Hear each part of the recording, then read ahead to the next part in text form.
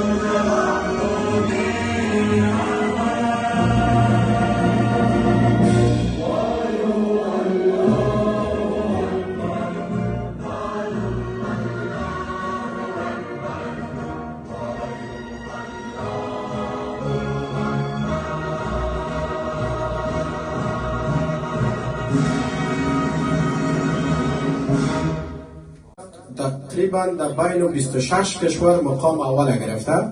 دیگه خانم زرینه رو وقت میتیم که در موردش معلومات اضافه به شما ارائه کنم.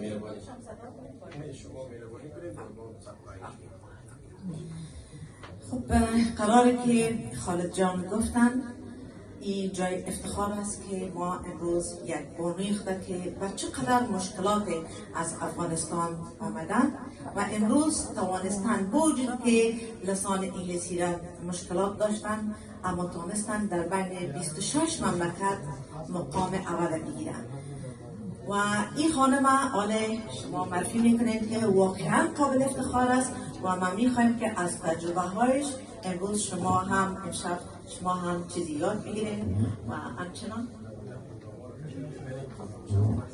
اوکی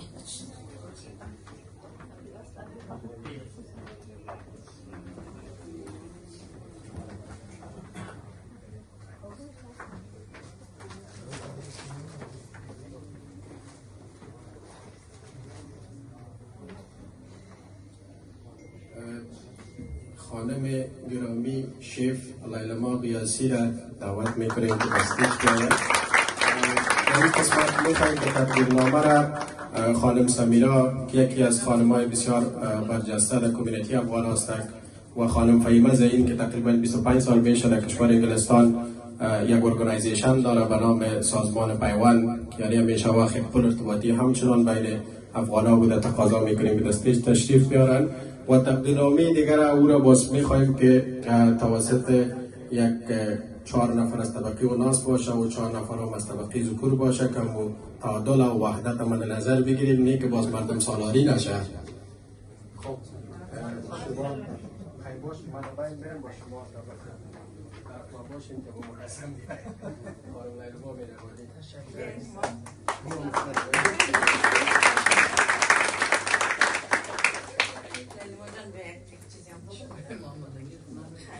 سلام به تمام دوستای نازنینی که هستین و مرا میشناسین.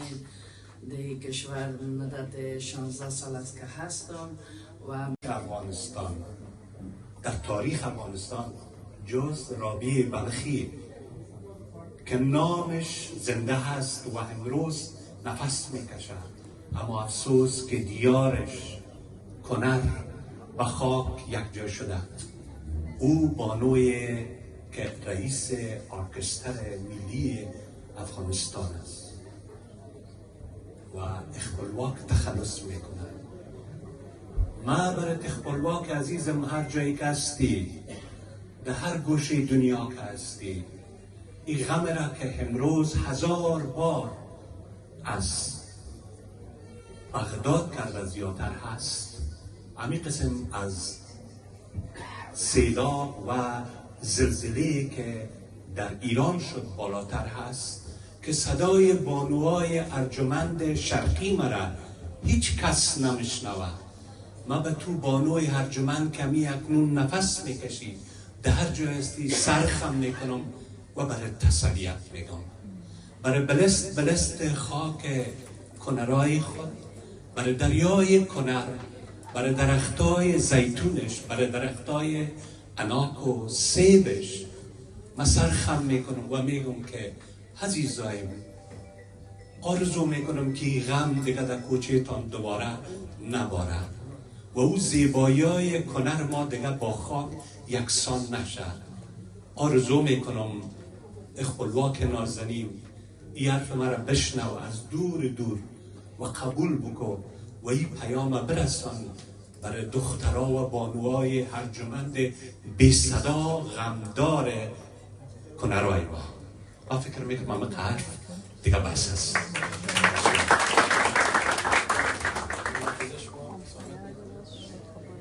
ما تقریبا بعضی از اگر بگویم کمک‌های را مد نظر گرفتیم که جناب شیرزاد صاحب در این قسمت بسیار زحمت کشیده. اگر یاد کنیم خوب است که شما بفهمین با کمک به هرات به کنر تقریبا کم از کم مقدار 3 لک افغانی را مد نظر گرفته. 30,000 پوند که میخواهیم افغانستان کمک کنه و یک کمی ما از طریق بنیاد افغان انگلیس که ما تا فعلا کدام اداره مستقلی نیست که مثلا در کشور انگلستان ما فند گرفته باشیم و که ما از بودجه شخصی خود مد نظر گرفتیم و میخوایم اون را به افغانستان کمک کنیم و خواستم که شما هم در این قسمت در جریان باشین و ما همیشه وقت افغانستان وطن ماست و ما از مردم افغانستان حمایت کردیم و حمایت میکنیم و ارزش‌های ملی را حمایت کردیم و همیشه پاسدارش میباشیم و کدام گفتنی خاصی ندارم مگر دوستان میخوان صحبت کنن.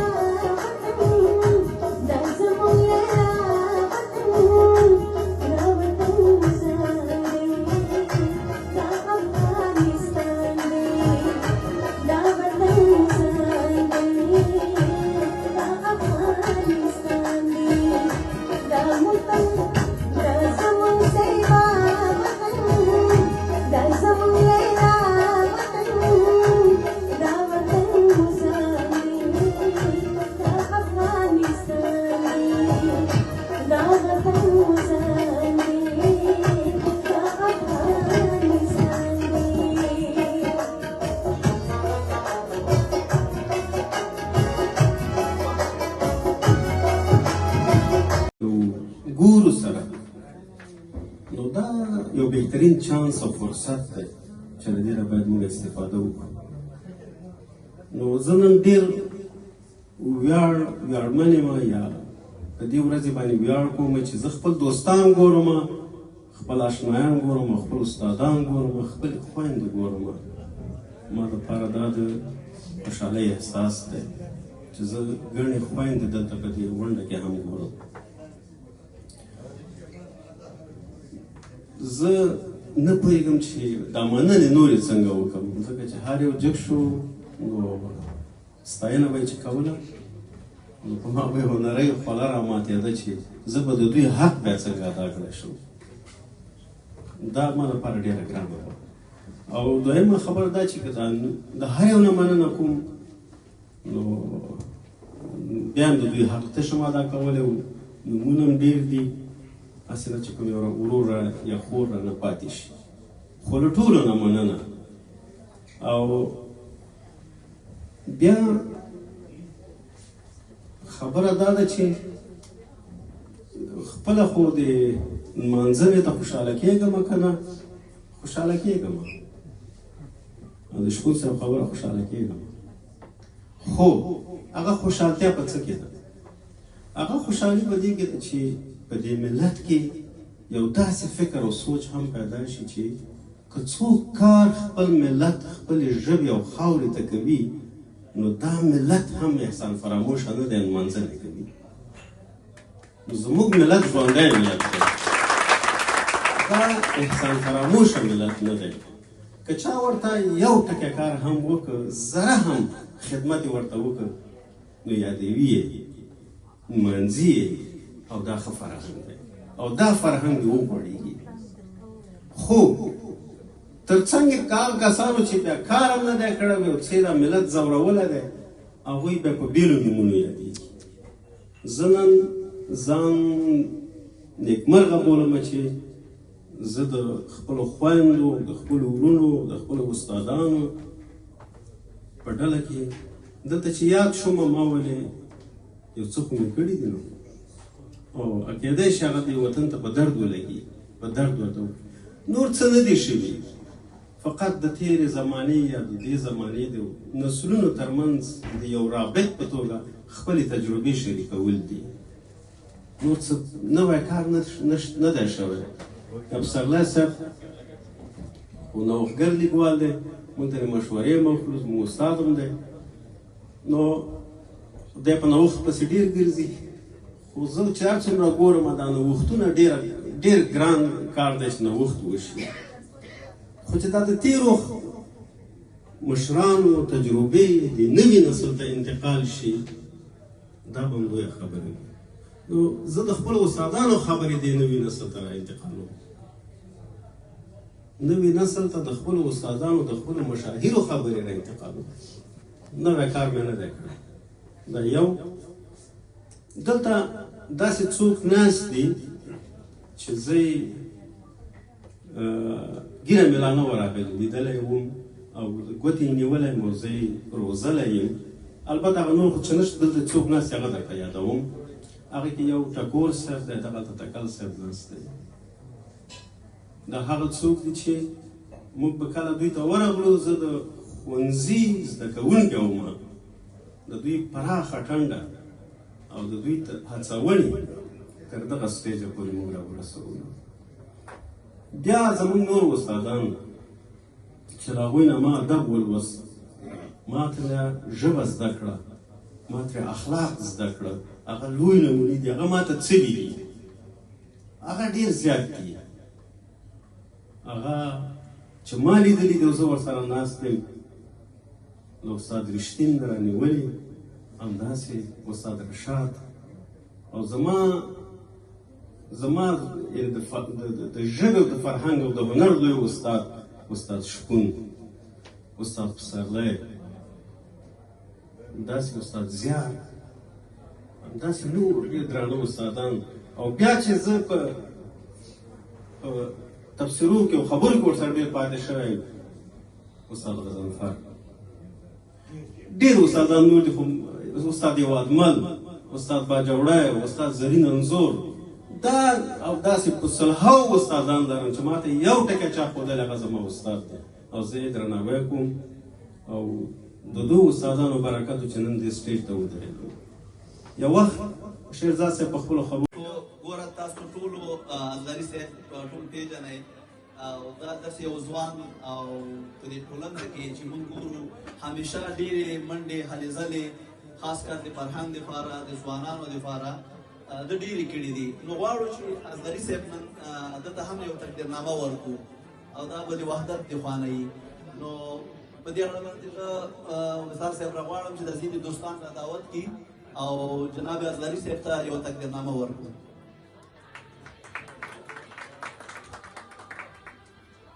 شمس صاحب تاسو راشئ، پسرلی صاحب تاسو راشئ، بس دغه تقدیرنامه ازغري صاحب ته ورکړئ چې دوی فعالیت کړي. ویچار سینګ او بس راځئ الله مرحبا ټول راشئ. هو هغه بستر مګر تاسو هم راشئ.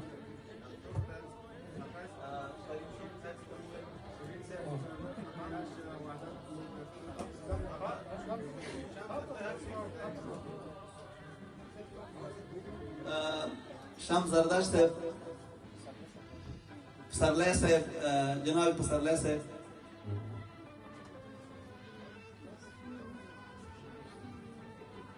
نو ازغري صاحب په ماشاءالله د پروګرام هغه دی.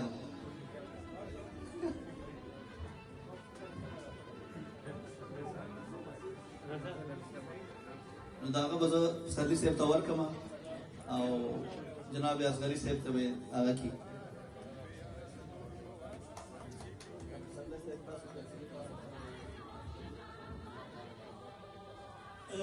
دومره خو پوه شوم چې په شهید صاحب باندې پوهېږي او دا لوی کمال دی چې هغه د ما په نظر شو. نو مبارک دې وي درته او بریالی دې وي.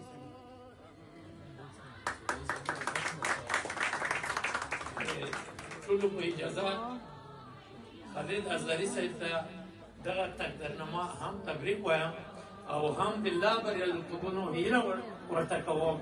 هر وخت د زموږ په ټولنه کې خپل فعالیتونه د لمر په شان زیږېدلې ښکاره کړي، د افغانانو د یووالي وحدت لپاره هر وخت کار کړی ده او په ضمن کې زموږ بعضو پروګرامونه هم د ده د راتګ سره ځلولي او ښایسته کړي دي. ورته کامیابي غواړم.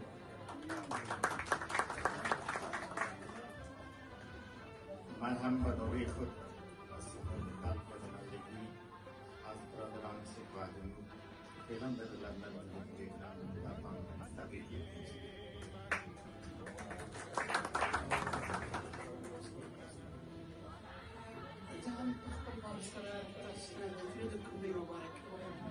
واقعا د تاسو په نظریې د ستاینې وړ دي.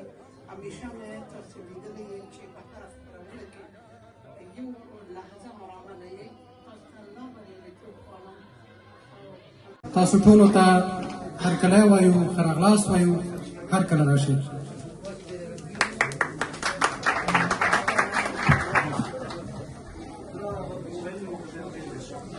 به نوبه خود سلامای خود برای همه شما عزیزانی که تشریف آوردین تقدیم میکنم و در شروع از رستوران کلبه و همچنان همکارانشان تشکری میکنیم که امروز این رستوران زیبای خود در اختیار ما گذاشتن.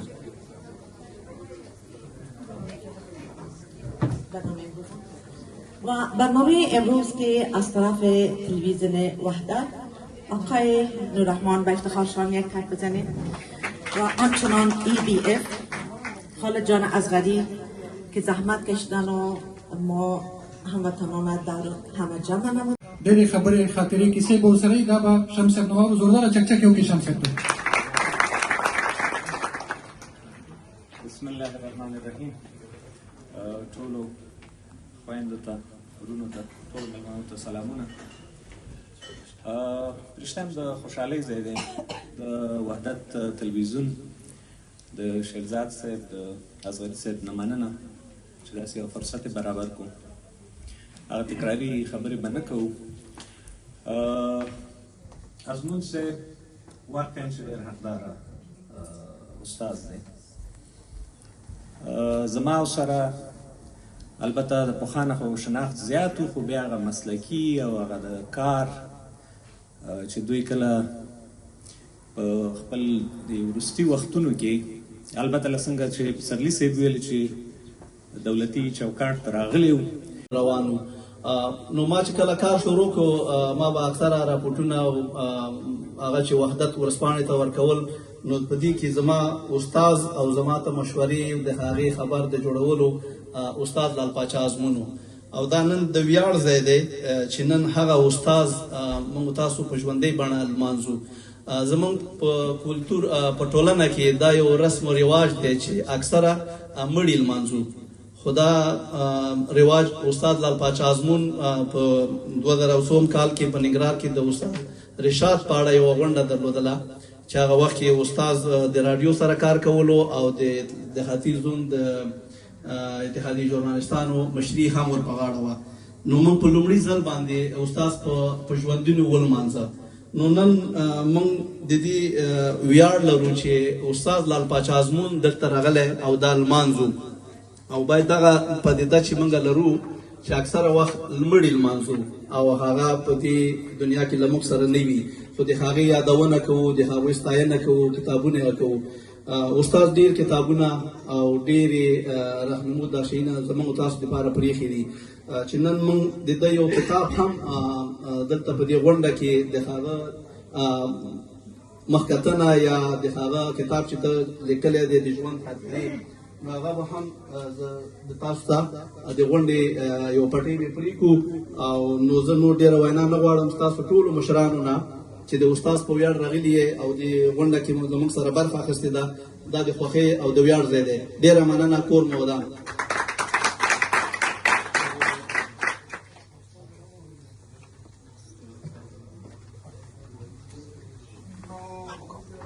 اسماني رنګین کړی دی. زه چې دا 25 کاله دلته په انګلستان کې ژوند کوم. دلته دوه نعمته چې نن شکر درې شوه. ډاکټر صاحب ازمون دی، درېیم دی موږ ته خدای تعالی رانازل کړي.